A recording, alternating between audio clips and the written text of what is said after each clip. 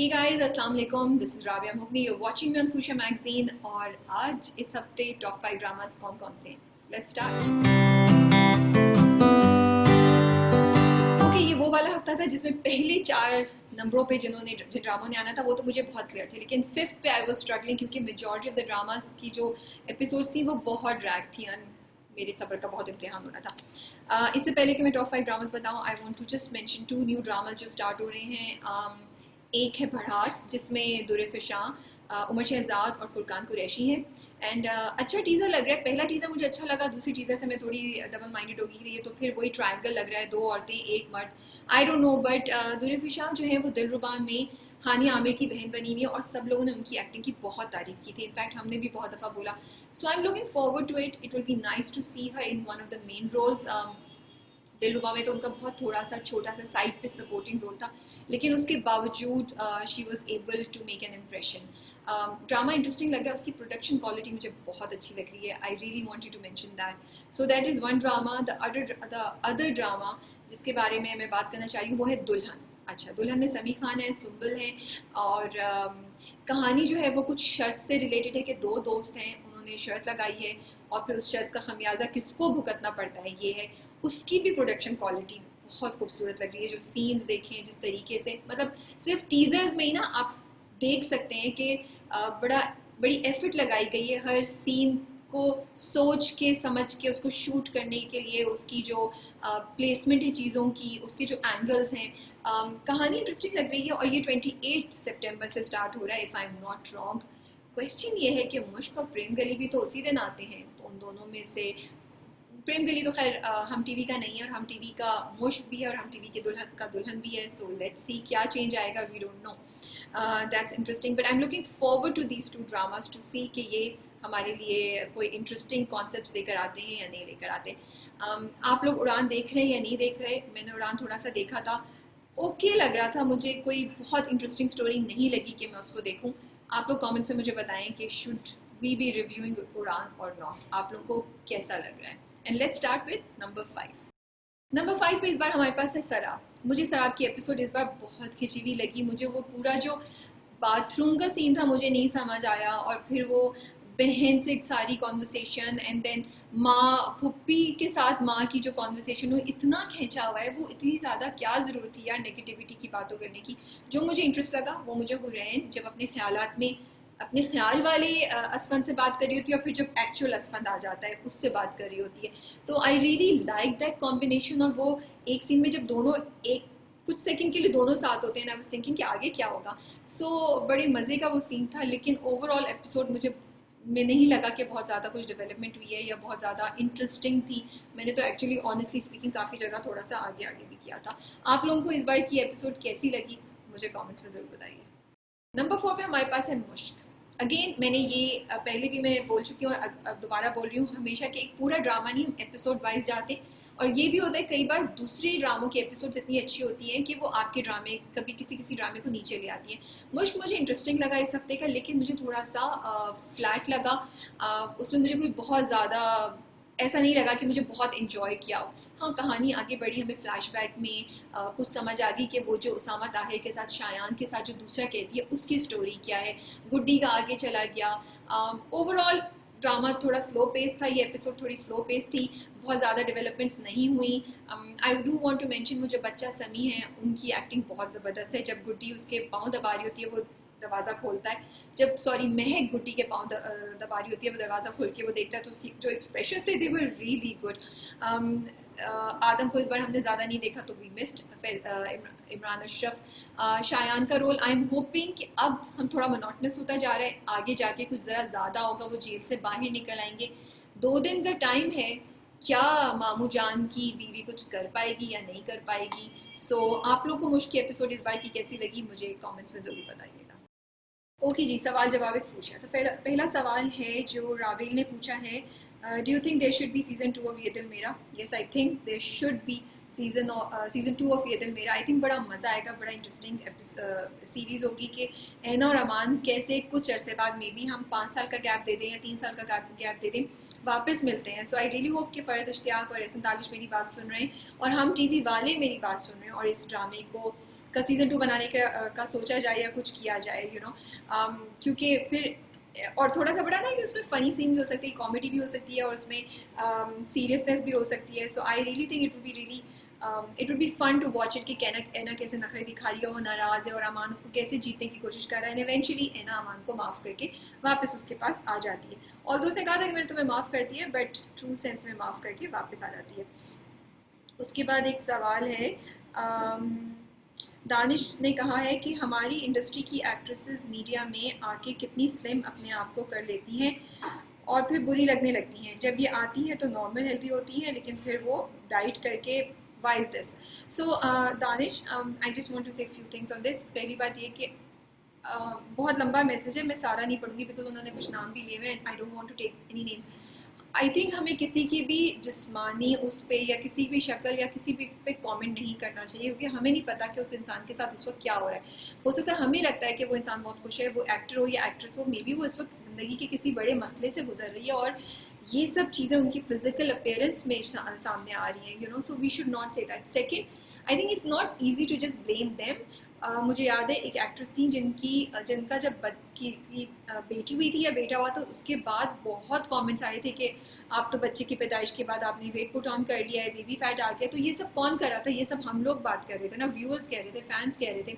तो do you realise कि कितना प्रेशर होता है इन लोगों पे कि उनको एक सर्टन तरीके से लगना है. ये कहना बड़ा आसान है कि आप फिक्र नहीं करें और आपकी जैसी बॉडी शेप है, आपका जैसा कलर है, आप उसको एक्सेप्ट करें and move on. It's not easy to do that. जब कोई 20 आपके पास कमेंट्स, इनफैक्ट उससे भी उनके पास तो उससे भी ज़्यादा होगी, जो आपको सिर्फ क्रिटिसाइज कर रहे हैं कि आपके बाल ऐसे लग रहे हैं, आपकी शक्ल ऐसी लग रही है, ये कपड़े किस तरह के पहने हैं, you know.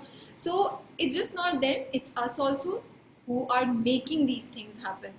So I think हमें भी अपनी चीज़ों में, अपने जुमलात में, नहीं जुमलात नहीं होता, अपने जुमलों में और अपनी कमेंट्स में जो है वो थोड़ा सा काइंडनेस शो करनी चाहिए और ख्याल रखना चाहिए. ठीक है. क्या ऐद वफ़ा का सीज़न 2 होना चाहिए? येस, आई थिंक ऐद वफ़ा का सीज़न 2 डेफिनेटली होना चाहिए. बड़ा मज़ा आएगा अगर दिखाएंगे, लेकिन वो इस साल ही होना चाहिए. वो अगले 2 सालों के बाद में भी, या अगले साल 2021 में होना चाहिए, जिसमें नेक्स्ट जनरेशन दिखाएं, नॉट द फोर फ्रेंड्स के जो बच्चे हैं उनका दिखाएं, एंड देन यू नो उसी में army and media and politics सबको दिखाएं. तो बहुत मज़ा आएगा देखने के. And I hope writer and directors stay the same. उसके बाद एक और बड़ा क्वेश्चन अच्छा था जो उन्होंने बोला है, मुझे ना यहाँ पे नाम, क्योंकि मैं पढ़ रही होती हूँ तो नाम निकल जाते हैं. किसी ने पूछा है कि आपका क्या ख्याल है कि यमुना ज़ैदी को सोशल मीडिया अवार्ड्स पे क्यों नहीं नॉमिनेट किया है. ठीक है. सो जितनी मुझे पता चला है और जितना मैंने रिसर्च की, जो मुझे इन्फॉर्मेशन है वो ये कि इस बार के हम टीवी के सोशल मीडिया अवार्ड्स जो हैं वो they are based on numbers. It does not make a difference कि आपका कंटेंट कितना स्ट्रॉन्ग कितना वीक है या आप किस किस्म की परफॉर्मेंस करते हैं. Numbers make the whole difference. So now my opinion on this for not adding Yumna Zaidi is that, and apologies to everyone, and in my humble opinion I think जब जहाँ 8 लोगों को कह रहे थे वहाँ यमुना ज़ैदी को भी ऐड कर लेते, इतना फ़र्क नहीं पड़ता. क्योंकि देखिए इस बात से तो कोई इनकार ही नहीं है ना कि वो कितनी ज़बरदस्त एक्ट्रेस हैं, कितनी ज़बरदस्त परफॉर्मेंस उन्होंने प्यार के सदके, इश्क़-ए नसीब और इनकार में दी, यू नो. उससे पहले भी बहुत से ड्रामे, लेकिन अगर हम पिछले 1 साल की बात करें तो सिर्फ इस बेसिस पे कि नंबर नहीं थे, आई फील शायद नहीं होना चाहिए था. सो ये मेरा ओपिनियन है. उनके टैलेंट को ज़रूर सामने रखना चाहिए था. नेक्स्ट ये देखते हैं कि क्या होता है. उसके बाद एम लीना कह रही हैं, पिछली बार जब वीडियो हुई थी तो उसमें मैंने बोला था कि मुश्क पे बहुत ज़्यादा लोगों ने, हमने मुश्क को क्रिटिसाइज़ किया था, मुश्क की पिछले से पिछली एपिसोड में. ठीक है. जहाँ पे महक आदम को बताती है कि क्या हुआ, अपनी स्टोरी बताती है. ठीक है. और हमें नीचे बहुत से लोगों ने, पीपल वर नॉट हैप्पी. तो उसके जवाब में मैंने कहा था कि जब आप लोग फैंस हैं तो आप लोग ज़रा हौसले से बात सुना करें. एमलीना कह रही हैं, उन्होंने मेरे इस बात का जवाब दिया है कि हर किसी, everybody is entitled to their own opinions. It is a free world, but before criticizing, do remember you guys, आप लोग का point of view reaches a vast audience and can sway them either way. The industry works hard in reaching conclusions abruptly, passing strong judgments before giving some drama a chance. Benefit of doubt is not good. Because your reach is big, I'm not talking about the weekly drama stuff. Meanwhile, the opinion of your channel viewers is mostly directed for you three and shouldn't have serious consequences. It is a feedback that you encourage us to give us. Okay, 2 points. Number 1, remember, हमने पूरे ड्रामे को नहीं बोला था, हमने एक episode को बोला था. सो पूरे ड्रामे को तो हमने किसी भी तरीके से नहीं बोला कि वो बुरा है या अच्छा है, वो तो पूरा ड्रामा ख़त्म हो जाएगा या कम से कम 3/4 ऑफ द ड्रामा हो जाए, तब हम ये कॉल ले सकते हैं, ठीक है। So it is very important कि हम हर एपिसोड को जज करें, और हम ना जज नहीं करें बट हम हर एपिसोड के बारे में एक रिव्यू दें और ऑनेस्ट रिव्यू दें, ठीक है। अगर हम ये बातें पॉइंट आउट नहीं करेंगे तो इंडस्ट्री में कभी इम्प्रूवमेंट नहीं होगी। कितने ड्रामे जिनके बारे में हम सब रोते हैं कि उन्हें ड्रैग क्यों किया जा रहा है, स्टोरी टेलिंग इंटेलिजेंट क्यों नहीं है, तरीके से चीज़ क्यों नहीं की गई है, अगर हम सब चुप करके बैठ जाएंगे तो फिर ये होगा। मेरा पॉइंट ये था कि कभी कभी फैंस इतने जज्बाती होते हैं, they love their artist, their the drama so much कि वो सुनने को तैयार नहीं होते हैं। We are definitely aware of the fact कि हम जो बोलते हैं वो शायद किसी पे असर कर जाए, और इसीलिए हम वो बोलते हैं। क्योंकि हम, अगर आप देखें तो हमने ऐसा नहीं किया कि हम क्रिटिसाइज़ पे क्रिटिसाइज़ किए जा रहे हैं। आप देख लें कि उस ड्रामे के बारे में हम अच्छी बातें भी बोलते हैं, और उस ड्रामे के बारे में हम कुछ जो हमें चीज़ें लगता है कि मसले हैं वो भी बोलते हैं। अगर उसी रिव्यू को आप सुने तो उसमें हमने इमरान अशरफ के जो ट्रेन वाला सीन था उसकी बहुत तारीफ़ की थी। So we do realise the responsibility we have, but we also feel it is our responsibility कि हम एक ऑनेस्ट ओपिनियन दें, वरना चीज़ें चेंज नहीं होंगी, चीज़ें आगे इम्प्रूव नहीं हो सकती हैं। फिर तो हम हर चीज़ पे कॉम्प्रोमाइज़ करके बैठ जाए ना। स्कूल्स में सिलेबस क्यों नहीं अच्छा हो रहा, हमारी स्टोरी लाइंस क्यों नहीं बेहतर हो रही, नहीं, हमें जो बात सच है और जो बात वैलिड है उस पर पॉइंट उठाना बिल्कुल अच्छी। और definitely I want to tell you guys, we do think about saying something, और एक्चुअली हम बहुत कंट्रोल होके बोलते हैं। Honestly speaking, if we really start telling you the true views that we have, हमें बहुत बैशिंग आएगी। बिकॉज आई थिंक अब वो टाइम नहीं रहा कि हम कोई ड्रामा देख सकें just because you want to support an industry. हम वो टाइम नहीं रहा जब हम बोलेंगे नहीं यार बी काइंड। नेटफ्लिक्स आ गया यार, Indian web series are making huge difference. अब तो स्पेनिश वेब सीरीज, कल ही मैं नेटफ्लिक्स पे एक स्पेनिश मूवी देख रही थी, not a web series, you know, which was so good. So competition बढ़ता जा रहा है too for us, for this industry to survive. It is very important कि आप अपना कंटेंट चेंज करें। कंटेंट कैसे चेंज होगा जब तक उसके बारे में बात नहीं की जाएगी, जब तक आपको बताया नहीं जाएगा कि यार आपके व्यूअर्स इंटेलिजेंट हैं, please don't make these silly mistakes. So this is my humble opinion. दूसरा पॉइंट ये आपका ये था कि जो आप सब लोग व्यूअर्स हमारे हमें बोलते हैं, we definitely encourage you to give us feedback. Even अगर आप लोगों को लगता है कि हम सही बात नहीं करें, प्लीज़ बोलिए, लेकिन सिर्फ ये रिक्वेस्ट होती है कि तमीज़ से बात करें और इस तरह की बातें मत बोलें कि हम चैनल छोड़ के चले जाएंगे। भाई अगर आप हमारी बात से एग्री नहीं करते तो मत देखिए, it is perfectly okay. We don't want you to watch something that you are not happy with ना। I don't watch something that I am not happy with, then why would I want कि कोई और इंसान वो देखे जिसको देख के आपको गुस्सा चढ़ा है या खुशी नहीं हो रही है। लेकिन हमारा जो काम है वो पूरी ऑनेस्टी के साथ करें, तो ये रिक्वेस्ट होती है। फिर थोड़ा सा होता है कि यार आपने पूरी बात हमारी सुनी नहीं, जिस तरह ड्रामे वाले बोल रहे हैं ना कि यार आपने हमें पूरा चांस नहीं दिया, तो हम भी ये बोल रहे हैं कि आपने पूरे रिव्यू में हमारी बात पूरी नहीं सुनी। आपने ये नहीं देखा कि राबिया फराह शाजिया ने पॉजिटिव बातें क्या बोली, या राबिया फराह शाजिया ने किस तरीके से उस चीज़ को जस्टिफाई किया। मे बी उस रिव्यू में मेरे से गलती ये हुई थी कि मैंने अपनी पूरी चीज़ को जस्टिफाई नहीं किया था। तो I also learn a lesson कि नेक्स्ट टाइम अगर मैं कुछ बोलूँगी या फराह शाजिया कुछ बोलेंगी तो हम उसको जस्टिफाई ज़रूर करेंगे। बहुत ही लंबी बातचीत हो गई। लास्ट क्वेश्चन, दियारे दिल में क्वेश्चन ये पूछा है कि दियारे दिल में किसी ने, I am sorry again I can't take the name because वो नीचे चला गया। दियारे दिल में अली रहमान का कैरेक्टर का मरना क्यों ज़रूरी था या क्यों दिखाया गया? ओके, सबसे पहली बात ये कि जब वो कैरेक्टर की डेथ हुई थी तो आई रिमेंबर हम सब बहुत रोए थे एज फैंस, और एज क्रिटिक्स ऑल्सो हमें बड़ा अफसोस हुआ था, और ड्रामे का एक अलहदा ही वैल्यू आ गई थी। सो अगर वो नहीं होता तो ये सब नहीं होता।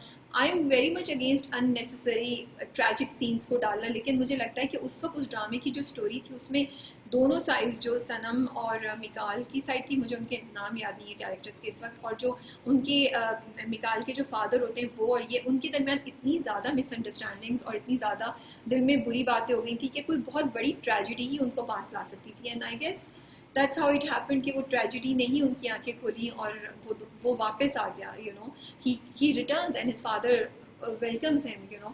सो अगर वो नहीं होता अली रहमान के कैरेक्टर के साथ तो फिर ये सब चीज़ें नहीं हो सकती। ये मेरा ओपिनियन है। आप लोगों का क्या ख्याल है, आप लोग ज़रूर मुझे कमेंट्स में बताएं। And we move on to our next segment. Number 3 पे इस बार हमारे पास है प्रेम गली। प्रेम गली और मुझे दोनों इस हफ्ते थोड़े से फ्लैट लगे थे। प्रेम गली में भी कुछ बहुत ज़्यादा नहीं हुआ, लेकिन छोटी छोटी चीज़ें हो रही थी जिसकी वजह से एपिसोड इंटरेस्टिंग थी, मज़ा आ रहा था देखने का। मैं हर बार ये बात बोलती हूँ कि मुझे प्रेम गली को देख के आई रियली एंजॉयड। इतना हल्का फुल्का सा मज़ा होता है, इतनी हल्की फुल्की सी चीज़ें होती हैं जिसको देख के आप एकदम से चिल कर जाते हैं और आप बाहर की जो चीज़ें होती हैं ना वो बंद कर देते हैं। हमजा ने चचा को फाइनली बता दिया, चचा लुकमान को, कि जी उनको एक लड़की पसंद है जो बहुत खूबसूरत है और वो चाह रहे हैं कि उसके घर रिश्ता लेके जाया जाए। लेकिन चचा ने ये नहीं पूछा लुकमान जी ने कि वो कौन है, कहाँ है। इसीलिए जब वसीम अब्बास और अब्बा उनसे पूछते हैं तो वो भौंकलाए हुए होते, वो कहते हैं मुझे तो ये पता ही नहीं है। वो सीन बड़े मजे का है। लास्ट के 10 मिनट्स जिस तरह उन्होंने फिरदौस नाम पे पूरी चाबी घुमाई है, आई जस्ट लव्ड इट। इतना मजा आया उसको देखने का कि इतनी छोटी सी चीज को किस तरह उन्होंने 10 मिनट तक आपको दिखाया और आप बोर नहीं हुए।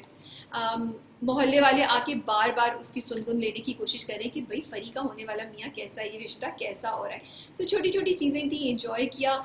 बाकी दो ड्रामे जो हैं आई फेल्ट कि इस हफ्ते उनकी एपिसोड ज़्यादा स्ट्रॉन्ग थी, इसलिए वो ऊपर चले गए और मुश्क और प्रेम गली थोड़ा नीचे आ गए। सो इस हफ्ते फॉर अ चेंज नंबर 1 के स्पॉट पे मुश्क और प्रेम गली में लड़ाई नहीं हो रही है।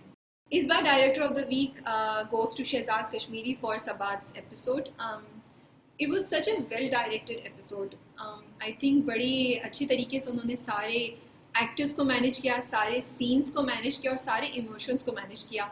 जो उन्होंने चूज़ किया इस बात को कि अनाया और हसन का कन्फ्रंटेशन सीन कैसे होगा, हसन कहीं भी बहुत ज़ोर से आउट ऑफ लिमिट्स नहीं जाएगा, अनाया किस तरीके से रिएक्ट करेगी, किस तरीके से माँ और बाप दोनों साइड्स के, हसन के और अनाया के, उनका इंटरेक्शन कैसे होगा और मिराल कैसे आएगी। I just loved it. I think it was so well balanced. हर किसी का कैरेक्टर उतना ही था जितना हमें चाहिए था, उससे ज़्यादा हमें चाहिए ही नहीं था। वो थोड़ा सा उन्होंने दिखाया कि उसका दोस्त बैठ के उसको पुश कर रहा है कि बाप के पास, माँ बाप के घर वापस चले जाओ, हसन को बोल रहा है। माँ जो है वो हसन से आके बात करिए, वहाँ पे भी उन्होंने खींचा नहीं कि माँ अननेसेसरली जज्बाती डायलॉग बोल रही है। उसने 2 लफ्ज़ बोले कि मुझे तुम्हारी बात पे यकीन नहीं है, I trust Anaya not you. फिर वो अनाया के पास भी आई। So everything was to the point, everything, all the expression, सारे एक्टर्स से एक्सप्रेशन जो उन्होंने करवाए वो टू द पॉइंट थे। So it was a very well balanced, well directed, well executed episode. Music जहाँ जहाँ उन्होंने जिस तरीके से यूज़ किया वो बहुत खूबसूरत था।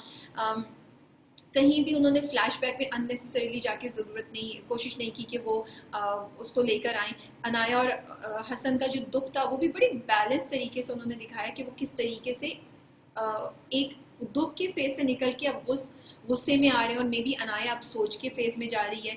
सो I really liked it. I also love the fact जिस तरीके से उन्होंने मिराल को डॉक्टर हारिस की सच्चाई बताई है थ्रू हर फ्रेंड, कि मिराल उसे क्वेश्चन नहीं कर पा रही। हाँ, मुझे थोड़ा सा एतराज़ है वो इस बात पे है कि आई विश कि उन्होंने डॉक्टर हारिस को ये कॉल जब वो सेशन में थे तब नहीं दी होती।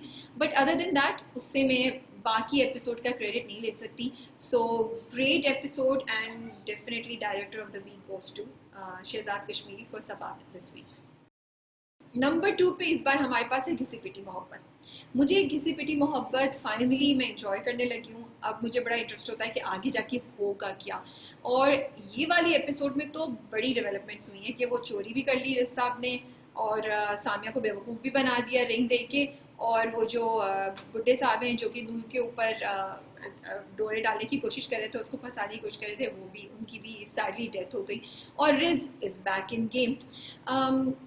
कहानी बड़ी इंटरेस्टिंग है, बड़े इंपॉर्टेंट मैसेजेस देती है। इस वाली एपिसोड में जो सामिया का कैरेक्टर था, जिस तरीके से वो सपोर्ट कर रही है रिज को, थिंकिंग कि रिज जो है वो अपनी बहन की शादी की वजह से, फाइनेंसिस की वजह से परेशान है, वो मुझे बहुत अच्छा लगा। और उसके जो डायलॉग्स थे कि तुम परेशान ना हो, मैं हूँ ना, at the same time I felt कि वो हमें काफ़ी मैसेजेस दे रहे थे कि अगर बीवी स्ट्रॉन्ग हो जाए मियाँ से तो उससे फ़र्क नहीं पड़ता। फ़र्क इससे पड़ता है कि क्या मियाँ इतना वीक हो गया कि वो अपनी रिस्पॉन्सिबिलिटीज़ नहीं रियलाइज़ कर पा रहा, कि क्या वो अपनी बीवी का हक अदा नहीं कर पा रहा है। तो ये एपिसोड बहुत मज़े की थी, मैसेजेस थे और स्टोरी काफ़ी तेज़ी से आगे बढ़ी, तो मज़ा आया। इसलिए नंबर 2 पे इस बार घिसी पिटी मोहब्बत है। आपको कैसी लग रही है? आई होप घिसी पिटी मोहब्बत के फैंस इस हफ्ते खुश होंगे कि उनका ड्रामा नंबर 2 पे आ गया है। इस बार बड़ा मुश्किल था actor of the week choose करना, लेकिन इस बार एक्टर ऑफ द वीक में एक इंसान को नहीं दे सकती। इस बार एक्टर ऑफ द वीक 2 लोगों को जाएगा जो कि हैं मावरा और अमीर गिलानी फॉर सबात। इस बार की एपिसोड जो थी सबात की, उसमें दोनों ने इतनी अच्छी परफॉर्मेंस दी है। आई फील मावरा ने अपने आप को, जो उनकी पुरानी परफॉर्मेंसेस थी उसी में अपने आप को, उन सारी परफॉर्मेंसेस को बीट किया। अमीर गिलानी ने I think despite being so new in the industry इतना ज़बरदस्त स्टैंडर्ड कायम किया फॉर द न्यू कमर्स के, इतनी सॉलिड परफॉर्मेंस थी। पूरा जो सीन था इतने ठहराव के साथ उन दोनों ने उसको किया, कहीं भी उन्होंने ओवर एक्टिंग करने की कोशिश नहीं, कहीं भी हमें नहीं लगा कि आमिर गिलानी जो है वो चीख के बहुत ज़्यादा ज़ोर ज़ोर से रो कर अपनी तरफ या गुस्से में कोई चीज़ें तोड़ फोड़ के अपनी तरफ कुछ अटेंशन लेने की कोशिश कर रहे हैं। मावरा का कहीं नहीं लगा कि बेजा रो रही है वो और बेजा दुख में है, टू शो कि उसका ग्रीफ कैसा है। और मुझे यही बात बड़ी खूबसूरत लगी, क्योंकि ज़ोर से चीखना, ज़ोर से रोना और ज़ोर से कुछ बोल के अपने एक्सप्रेशंस देना बड़ा आसान होता है, लेकिन एक ठहराव के साथ और कंट्रोल करके अपने गम को, अपने जज्बात को इज़हार करना एक्टिंग के पॉइंट ऑफ व्यू से बहुत बहुत डिफ़िकल्ट होता है। आमिर गिलानी जब अपनी माँ से हक करते हैं, वो इतना खूबसूरत उन्होंने किया। जब वो मावरा को, जब वो इनाया को कन्फ्रंट करता है, उसकी आंखों में जो आंसू है, उसके फेस पे जो गुस्सा है, I was so impressed. And Mawra, बार बार मावरा बोलूँ, जब इनाया बैठ जाती है ज़मीन पे, जब पहले सीन में, पहले 10 मिनट में दीवार से लग के, इतनी खूबसूरत। उसके बाद जब वो बाप को प्यार करती है, बाप आता है उसको प्यार करती है, like there was so many scenes and इतनी वैरायटी दी हमें एक ही एपिसोड में। कहीं वो लोग गुस्से में, कहीं वो दुख में, कहीं वो कश्मकश में। जब एक सीन है जहाँ मावरा बैठी हुई याद कर रही होती है, पुराना फ्लैशबैक में जाती है कि हसन ने उसको कैसे प्रपोज किया था, और उस वक्त जो उसके एक्सप्रेशन है इनाया की कि ये वो शख्स था और अब कहाँ आ गया है। So amazing performance by both of them. I just loved it. It was actually a pleasure to watch both of them giving such brilliant performances. Number 1 पे इस बार हमारे पास है सब्बात। फाइनली बड़े अरसे बाद सब्बात नंबर 1 पे आया and I am so happy. ये एपिसोड मुझे इस बार इस संडे की इतनी अच्छी लगी, बड़ा मज़ा आया उसमें कि इतना कुछ हो गया। अनाया और हसन का ट्रैक जो था वो एकदम से बड़े इंटरेस्टिंग पॉइंट पे आ गया, और हमारे पास इतने सवाल आते हैं कि अनाया अब क्या करेगी। और सबसे इम्पॉर्टेंट बात जो हम बहुत से ड्रामों से पूछते हैं कि क्या हसन को माफ़ी मिलेगी, क्या हसन और अनाया की हैप्पी एंडिंग होगी या नहीं होगी। सो इसका रिव्यू हमने अभी किया था मंडे को, प्लीज़ जाके चेकआउट करें। मैंने फराह शाजिया ने बहुत डिटेल में किया था, जहाँ हमने बड़ी डिटेल में बात की कि क्या अनाया को बता देना चाहिए था या नहीं बता देना चाहिए था, क्या हसन ने जो किया वो जस्टिफाइड था, क्या हसन की माँ को कुछ करना चाहिए था या नहीं करना चाहिए था। ये सारे सवाल आते हैं जिनको हमने डिस्कस किया है। मुझे इसलिए बड़ी अच्छी लगी क्योंकि पेस बड़ी फास्ट थी और बड़े अच्छे तरीके से राइटर और डायरेक्टर ने हर चीज़ को इंक्लूड किया। दोनों माओं का जो एक्शन है कि किस तरह अनाया की माँ उससे क्या बात कहती है, उससे शी इज़ नॉट पुशिंग हर, लेकिन वो उसको फिर भी बोल रही है कि तुम सोच समझ के फैसला करो। हसन की माँ कैसे वो आई और उसने हसन की बात पे यकीन नहीं किया और उसने अनाया को कांटेक्ट करने की कोशिश की। आई थिंक सबात की अब तक जितनी भी एपिसोड्स हुई है ना, उसमें से ये वाली एपिसोड सबसे बेस्ट थी। It was very well directed, it was very well written. जिस तरीके से हर चीज़ को मैनेज किया था, कोई भी चीज़ बिल्कुल ओवर नहीं जा रही थी, कोई भी चीज़ बिल्कुल दबी भी नहीं थी, और पेस स्लो नहीं थी कि आप अनाया रो रही है तो रो रही जा रही है। नहीं, अनाया रो भी रही है, साथ ही हसन की कुछ डेवलपमेंट हो रही है, मिराल और डॉक्टर हारिस का भी कुछ ना कुछ हो रहा है। तो ये एपिसोड वाकई इस बार डिजर्व करती है कि वो नंबर 1 पे हो। डॉक्टर हारिस और मिराल का तो अल्लाह ही जाने के क्या होगा। अब पता नहीं डॉक्टर हारिस के साथ मिराल क्या करेगी। मैं बड़ी इंटरेस्टेड हूँ आगे वाली एपिसोड में क्या होगा। आप लोगों का क्या ख्याल है, हमें कमेंट्स में ज़रूर बताएं। एंड आई होप सबात के फ़ैन और सारा खान के फ़ैन और सारे मावरा और आमिर गिलानी के फ़ैन्स एंड उस्मान मुख्तार के फ़ैन्स खुश हैं कि सबात फाइनली नंबर 1 पे है इस बार।